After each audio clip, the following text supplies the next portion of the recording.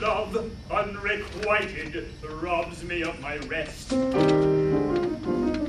Love, hopeless love, my ardent soul encumbers. Love, nightmare-like, lies heavy on my chest, and weaves itself into my midnight slumbers.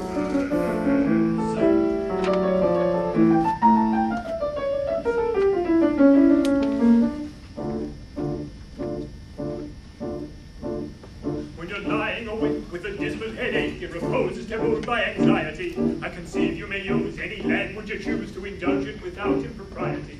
For your brain is on fire, the bedclothes conspire of usual slumber to plunder you. First your counterpane goes and uncovers your toes, and your sheet slips demurely from under you. Then the blanketing tickles, you feel like mixed pickles, so terribly sharp is the pricking.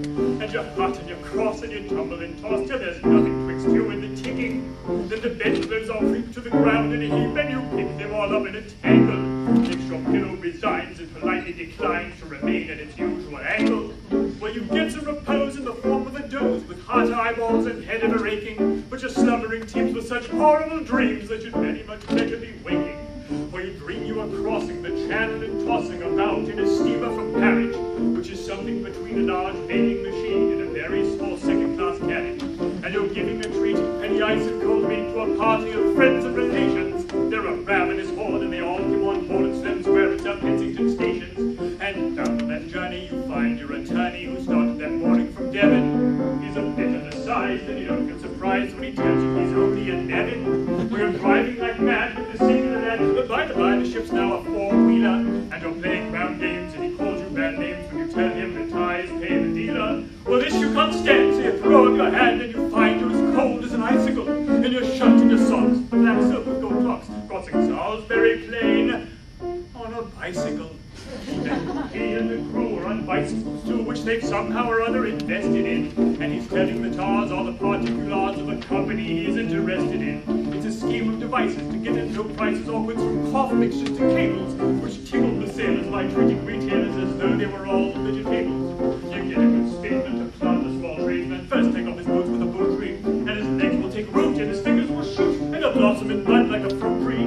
From the greengrocer's tree you get grapes and green pea, cauliflower, pineapple, and cranberries, or the pastry from punch, or granule vodka, puffs and three-quarters and cranberries. The shares are a penny, and ever so many are taken by Rothschild and Herring, and just as a few are allotted to you, you awake with a shudder despairing. You're a regular wreck with a crick in your neck, and no wonder you snore, for your head's on the floor, and your needles and pins, and your soles to your chins. Your flesh is a creep, for your left leg's asleep. You've cramp on your toes, and a fly on your nose, and some fluff in your lung, and a feverish tongue, and a thirst that's intense in a general sense that you haven't been sleeping in clover. But the darkness is past, and it's daylight at last, and the night has been long. A ditto, ditto, my song.